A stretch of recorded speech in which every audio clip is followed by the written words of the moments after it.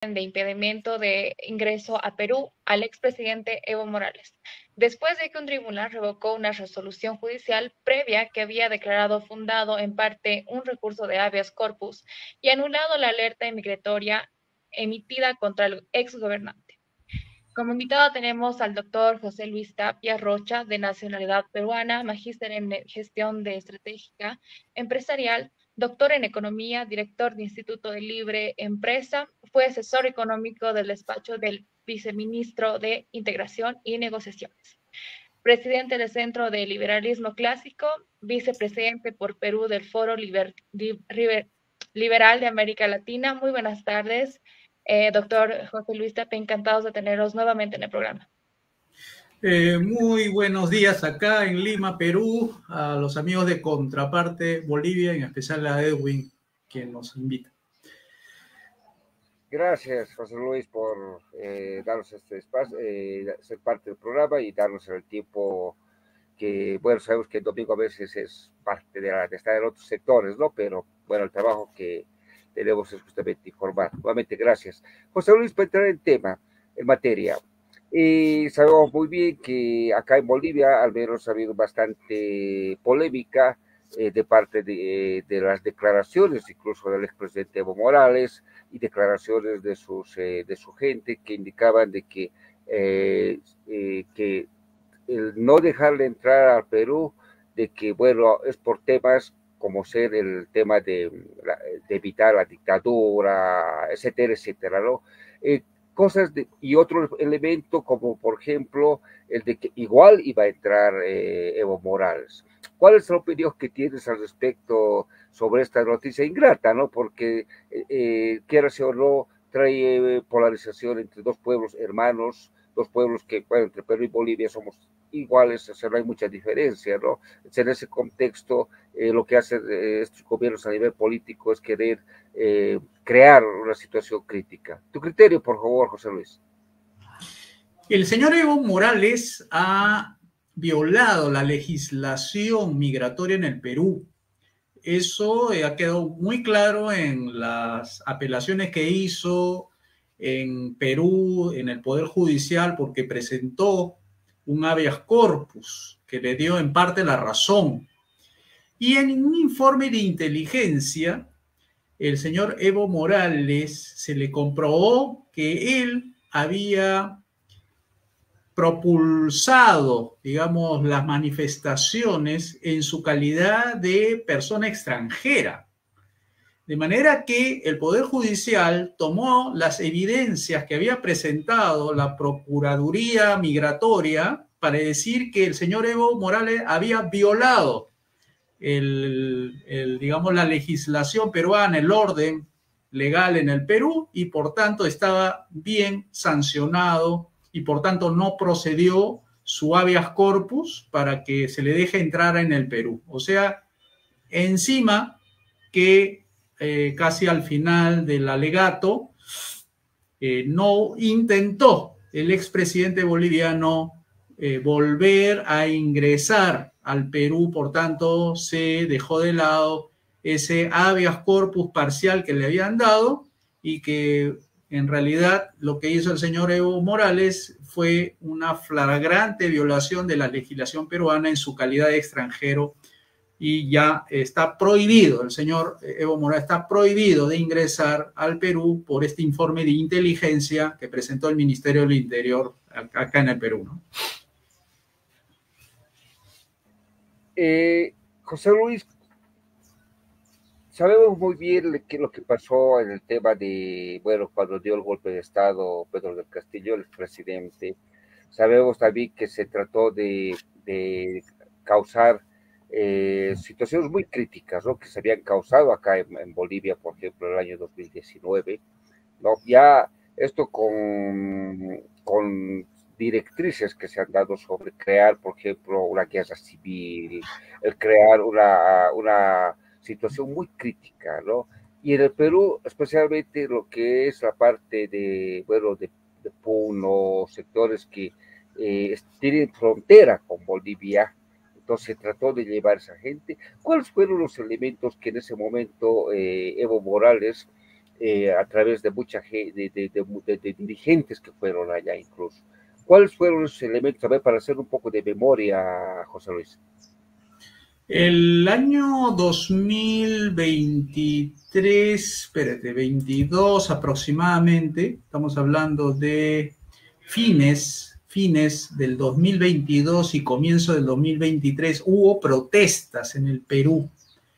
Hubo protesta porque en el 7 de diciembre, el señor Pedro Castillo, quien fue presidente por más de un año, intentó dar un autogolpe en el Perú, violando la Constitución peruana, violando las leyes peruanas y violando sobre todo su propio juramento de respetar la Constitución. Entonces el Congreso lo vacó. Entonces este señor Castillo, que está bien preso, tiene lazos, su grupo, el grupo de Perú Libre, tiene lazos con grupos extranjeros, políticos extranjeros, y en especial tenía un contacto en Bolivia. Básicamente el grupo pertenece al proyecto político de Evo Morales que se llama RUNASUR, que dice que son movimientos sociales que unen a todos los que están en UNASUR, ¿no? La unión esta de naciones sudamericanas. Y a partir de ese autogolpe, como se le denominó, que falló por torpe, falló, y qué bien que haya fallado, es que empezaron a salir poca gente, pero sí notoriamente, a las calles a defender lo indefendible, ¿no? O sea, defender al señor Castillo, que él era un presidente legítimo y que la señora Boluarte, la actual presidente, es la presidenta ilegítima, ¿no? Entonces esas narrativas que se llevaron a cabo entre diciembre del 2022 y comienzos del 2023 fueron alentadas por estos movimientos, y les voy a dar unos nombres, ¿no?, que figuran en el expediente, que justamente eran 12 operadores del movimiento al socialismo, 12 operadores de Evo Morales que ingresaron 27 veces al Perú del movimiento al socialismo, y voy a decir unos 4, que son que Migraciones prohibió 4 de estos: Félix Cárdenas, Cecilio Yasaca, Dionisio Núñez y Delina Chile, que eran personas que habían violado de nuevo la ley en el Perú e ingresaron de manera clandestina. Estas personas fueron identificadas como los propulsores de estas agitaciones en la calle cuando se había declarado en emergencia toda la zona de Puno y parte de Cusco. Entonces, esas personas allegadas a él, dirigidas por él, ha sido las evidencias que han tenido efecto de manera legal y que se le ha prohibido al señor Evo Morales. Pero el contexto de su actuación de Evo Morales fue a través de personas, de 12 personas identificadas que estuvieron ingresando de manera ilegal a Puno para que desde ahí dirigir una serie de actos violentos, destrucción de la propiedad privada, destrucción de la propiedad pública, muertos por el lado del lado civil, que eso nos da mucha pena, y por el lado de las fuerzas del orden. También hubo hasta policías quemados, para que sepan, amigos, policías quemados dentro de un patrullero, no lo dejaron salir a uno de ellos, y esta turba hizo imposible que esta persona se salvara y muriera quemado dentro de una patrulla, ¿no? Que lo que trataba era restablecer el orden, porque había muchos comercios que querían trabajar, que no tenían nada que ver en el asunto, pero no le permitieron, porque estos agitadores, alentados por este movimiento RUNASUR, fueron los que alentaron estas prácticas violentas. Porque yo sé que el pueblo puneño no es violento, pero sí hay gente que busca sembrar el odio y que genera todo este espacio de conflicto que originó pues estas muertes innecesarias, pero que fueron dentro del marco de un desorden descomunal, al punto pues de que hubo muertos, hubo represiones exageradas del gobierno, pero fue al final provocada por estos grupos manifestantes que utilizaron la violencia. O sea, ellos fueron los que atacaron primero a las fuerzas del orden, ¿no? Entonces, eso no justifica tampoco que las fuerzas del orden vayan a hacer operaciones, digamos, tipo exterminio, ¿no? O sea, que se fueron, digamos, más allá de su deber, en lugar de, no sé, pongo un ejemplo, ¿no? En lugar de identificar, a neutralizar a esas personas, tuvieron que dispararle casi cuerpo a cuerpo. Entonces, ese es un poco el contexto para que vieran de que el señor Evo Morales tuvo que ver a través de sus operadores estas zonas de violencia que hubo en el Perú entre diciembre y enero del 2023. Gracias, José Luis. Ahora, viendo este proyecto que tiene de lo que él llama RUNASUR, ¿no? Se trata de llegar a crear un continente a través de lo que es el tema de la América plurinacional, que él llama de esa manera, ¿no? Utilizando los movimientos indígenas, ¿no? Y lastimosamente polariza, ¿no? Acá en Bolivia estamos polarizados, ¿no? Aquí existen pobres, ricos, caras, blancos, negros, indios, no indios, clásicos, o sea, toda una polarización que ha hecho el gobierno. Pero esto ahora quiere expandir, ¿no? A nivel de lo que es, por ejemplo, Perú, llevar tal vez a otros países más en Sudamérica. ¿Cómo tú ves ese proyecto que, bueno, parece un proyecto más de división y bueno, pero para temas e intereses políticos exclusivamente? ¿Cuál es tu criterio al respecto, José Luis? Bueno, el proyecto RUNASUR es bien parecido a todos los proyectos de la izquierda, es decir, nada más que la etiqueta social es lo único que lo diferencia, pero son de actuaciones políticas, tienen propósitos políticos, ¿no? Y el propósito político es destruir el capitalismo o el poco capitalismo que hay en nuestros países, ¿no? Que es lo que saca a la gente de la pobreza, lo que da de comer a la gente. Entonces, estos proyectos, su característica en común es sembrar contradicciones, o sea, sembrar violencia, generar insatisfacciones provocadas por estos grupos políticos para acusar que el capitalismo es un sistema en sí mismo contradictorio y generador de violencia y pobreza. Pero ya sabemos que eso es mentira porque las mismas personas que lo dicen son los que hacen la violencia y la gente quiere trabajar, ¿no? Tú sabes, Edwin, que todos queremos trabajar porque no estamos en países ricos donde podemos estar 3 meses sin trabajar y haciendo política, sino que todos los días tenemos que llevar un pan sobre la mesa. Entonces, estos proyectos tienen esa misión, ¿no? De desestabilizar y sembrar el odio para decir, ya ven cómo el capitalismo no funciona, ya ven cómo es que se necesita un cambio de modelo, ya saben que el Estado puede hacer eso por ustedes y lo que se necesita es más Estado para que esto cambie, ¿no? Entonces ahí tienen lo que se dice el trampolín a la fama, ¿no? Es decir, a partir de esas contradicciones sembradas por ellos mismos se lanzan. Ahí es por eso que estos movimientos sociales son plataformas de lanzamiento de candidaturas presidenciales, congresales, incluso para gobernadores, alcaldes y todo eso. Entonces, es una práctica común de la izquierda y eso hay que desbaratarlo, ¿no? Es una práctica en las calles cuando no tienes mucho dinero, cuando no tienes para poder pagar paneles luminosos o avisos en los periódicos o no tienes programa de radio o televisión, como no eres conocido, te vas a hacer conocido haciendo bulla, haciéndote conocido, tirando piedras a la policía, porque eso, desde el punto de vista de la izquierda, vende, ¿no? Entonces eres un luchador social. Esa es la etiqueta que le ponen a estas personas. Luchadores sociales, que finalmente son luchadores por la violencia, ¿no? Que finalmente no emplean la mejor arma que tiene el ser humano es su inteligencia, su cerebro, su mente, ¿no? Para proponer soluciones a los problemas en el Perú. No es para lanzar piedras, no es para quemar patrulleros, sino tu mente está hecha para generar empleo, para generar ingresos.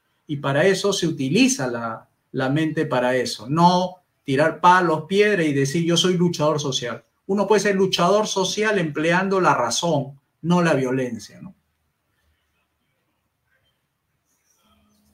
Sí, algo que tú mencionabas, ¿no? Es el tema también económico, porque es tu área. Por ejemplo, acá en Bolivia está instituido en nuestra constitución política del Estado el tema del modelo, se llama así acá. Imagínate, pues no sé, bueno, es algo que causa gracia, ¿no? En el contexto de que no ha tenido resultados. Se llama acá el modelo económico, social, comunitario, productivo. Que en letras parece magnífico, parece algo inclusivo, que algo que va a desarrollar nuestro país.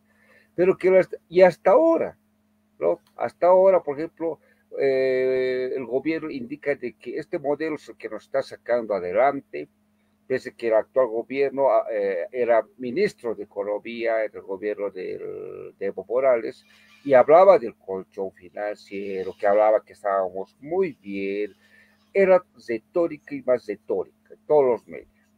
Lastimosamente, la gran mayoría de la población cree en esos discursos, ¿no? Y también hay economistas, ¿no? Entre comillas, economistas que, bueno, se prestan a dar datos incluso falsos, ¿no? Indicando de que, por ejemplo, acá el tema grande es que ya no hay dólar, ¿no? Entonces indican acá, no, pero que hay dólares, aquí hay dólares. Pero la pregunta es, ¿dónde? Ahora, en ese contexto de estos modelos, sabemos muy bien que encuentra un enemigo. ¿Cuál es el enemigo? ¿No? La empresa, el libre mercado, la economía bueno, que la economía que, por ejemplo, acá en Bolivia, lo que hace es el 85 al 87% que se dedica al comercio, bueno, entre comillas, al comercio informal, o que llamamos los comerciantes minoristas, ¿no? Una serie de hechos. Allá en el Perú, ¿cómo es el contexto, José Luis, para poder conocer la realidad, ¿no? Y qué mejor que tú que conoces? El dólar en el Perú tiene una flotación. Flotación se dice aquella posición que tiene las autoridades de dejar que la oferta y la demanda sean las que determinen el tipo de cambio. O sea, supongamos, si hay mucha demanda por comprar dólares y la oferta de dólares se mantiene igual que ayer y anteayer, eso debería provocar que el tipo de cambio suba. Y lo contrario, ¿no? Si hay poca demanda de dólares y la oferta se mantiene igual como los días anteriores, eso hace que el tipo de cambio baje. ¿Quién determina entonces el precio del dólar con respecto al boliviano o con respecto al nuevo sol? ¿La autoridad o las personas? Entonces ahí en el modelo de nosotros es la persona, las personas que salen a comprar y que ven que hay una cantidad que le ofrecen de dólares y sobre eso se ponen de acuerdo y fijan el tipo de cambio. Es así, eso se llama el modelo de flotación sucio. ¿Por qué sucia? Esa es la palabra que los técnicos economistas emplean. Sucia porque cuando hay movimientos de dólares de forma inusitada, es decir, no previsible, por ejemplo, acá el tipo de cambio está a 3.80. Si ese 3.80 se convierte en 3.90 de un día para otro, entonces hay volatilidad. Volatilidad significa varía mucho en poco tiempo. Y ahí entra el Banco Central de Reserva. Para evitar esos picos que hace que el tipo de cambio suba de manera inusitada, rápida, imprevisible, entonces lo que hace el Banco Central es sale a vender dólares para que el tipo de cambio disminuya. ¿Qué es lo que busca el Banco Central a través de la flotación sucia? Evitar las volatilidades. Es decir, yo quiero salir a comprar dólares, pero yo salgo para comprar a 3.80 y voy al mercado y resulta que está a 3.90. A nadie le gusta ese cambio de precio de manera muy rápida. Entonces, esa volatilidad en la compra de dólares o en la venta de dólares hace que la autoridad monetaria salga a comprar o vender para que ese aumento de 3.80 a 3.90 se suavice, ya no sea tan abrupto, ¿no? Entonces ya no va a subir de 3.80 a 3.90, sino subirá de 3.80 a 3.83 o 3.84.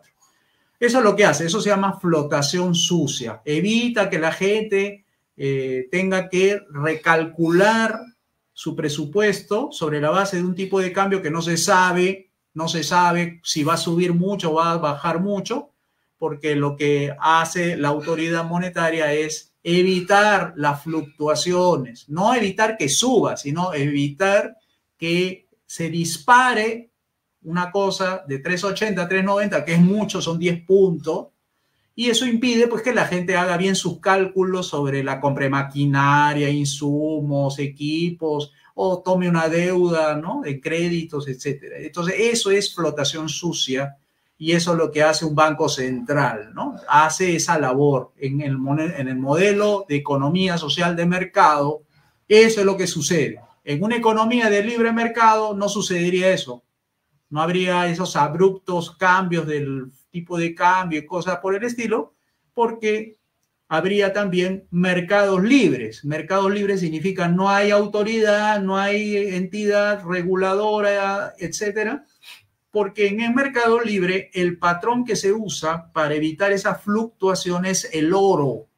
El oro como moneda, como lo fue antes. Así se hacían las transacciones, la compra y venta de divisas se hacía sobre la base del oro. Billetes o monedas que representaban al oro era lo que se compraba y se vendía a dólares. Y eso le da más estabilidad a la economía. Ya no hay esas subidas abruptas del tipo de cambio o escasez de los dólares, o que no exista posibilidad de comprarlo en algún lado, porque el oro asegura que tú puedas comprar la divisa que anda buscando, porque el oro nunca se devalúa, siempre anda subiendo, subiendo, subiendo, y es la moneda más dura, es decir, la que no sufre inflación, la que uno ve que su dinero vale, o sea, uno va a comprar al mercado y resulta que puede comprar más al mes siguiente. Eso se llama deflación.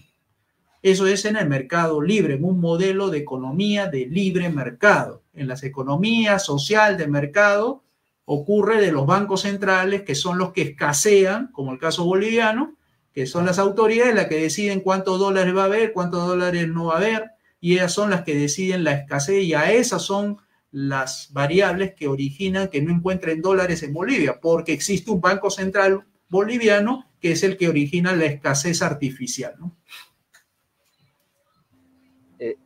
Gracias. José Luis, cuando hablamos del Banco Central, ¿no?, queremos aprovechar tu conocimiento, el Banco Central. Acá juega un rol, evidentemente debería jugar un rol del cual ha sido construido, ¿no?, instituido, pero sabemos que no juega ese rol, ¿no?, más bien que es un rol de político, tiene un rol político, lastimosamente. Y esto daña, por ejemplo, el tema de lo que hoy en día está pasando, incluso, ¿no? En Bolivia no hay el dólar, no hay, la gente está buscando, incluso el oficial acá está 6.97 bolivianos, el oficial, pero generalmente compraban el 6.96, pero hoy en día de 8 para arriba, ¿no? Estamos entrando en lo que ya es una situación muy crítica. Y lo otro, ya para ir también despidiéndonos, es el tema de Evo Morales, que es un grupo en el Chapare, que es donde es su sector de, bueno, los republiquetas, así que tenemos acá en Bolivia, afirmaba, por ejemplo, la decisión de que Evo Morales iba a seguir ingresando al Perú. Así lo dijeron. Evidentemente es discursos, ¿no? Pero ya para ver los 2 puntos, por favor, José Luis. Bueno, el señor Evo Morales podrá decir lo que tenga que decir o lo que quiere decir, pero la realidad es esta: hay una prohibición de entrada. Por tanto, si se le ve en Perú, habrá violado la ley, tendrá que ir a la cárcel, como es natural, ¿no? Y deportarlo, lo cual es todo un espectáculo que él está buscando para hacerse la víctima. Lo que hay que evitar es que se haga la víctima, ¿no? Y ahí viene ya un poco la muñeca de los ministros encargados acá en el Perú, sería el ministro del Interior, para que haga pues las averiguaciones y lo tenga bien controlado la frontera de Perú con Bolivia para evitar que este señor vaya a violar la ley, ¿no? Y se comporte como un ciudadano más que quiera hacer bien su tarea como ciudadano y dando el ejemplo a Bolivia, sobre todo, más que al Perú, sobre que él es un buen ciudadano, ¿no? Y que no debe hacer ese tipo de acciones que son ilegales, ¿no? Y que no se haga la víctima, que él de víctima no tiene nada, que más bien haga política, que eso es lo mejor que puede hacer, proponer soluciones, proponer alternativas frente a este dólar y que no se aumente la brecha cambiaria, porque eso le va a ir muy mal a Bolivia, porque eso significa que en algún momento el Banco Central o el ministro que encargado va a tener que devaluar. Y como muchos de los insumos en Bolivia son importados, al subir el tipo de cambio, porque va a tener que devaluar, eso va a originar que el precio de las cosas, de la electricidad, el combustible, los alimentos de primera necesidad suban. Y puede subir en 20 o 30% más, como ha ocurrido en Argentina, queridos amigos, para que sepan que ahí cerquita tienen un ejemplo de cómo es que la devaluación en Argentina originó que suba en cerca del 25% el precio de las cosas, porque el tipo de cambio estaba atrasado. Tú mismo has puesto, ¿no? El tipo de cambio oficial, 6 pesos bolivianos contra 8 en la calle, ¿no? Entonces eso es lo que está buscando el gobierno, si es que no asincera los precios y los servicios, sobre todo el dólar, a la oferta y la demanda. Dejen que el mercado sea libre, porque si no va a originar problemas de bolsillo de la gente y el gobierno obviamente se va a desestabilizar si opta por ese camino, ¿no? O tira el problema para el siguiente gobierno, pero igual eso se va a tener que asincerar, y asincerar es doloroso, se llama programa de ajuste. Y los programas de ajuste son dolorosos y tiene que estar complementado con reformas para que la economía se revitalice, encuentren empleo e ingreso y ese ajuste no sea tan doloroso porque se hizo reformas de libre mercado. Exactamente, José Luis. Bueno, son datos que otro día los vamos a ir desarrollando porque es necesario dar esa información a nuestros radio oyentes que nos siguen por la radio y por las páginas virtuales. José Luis, ha sido un gusto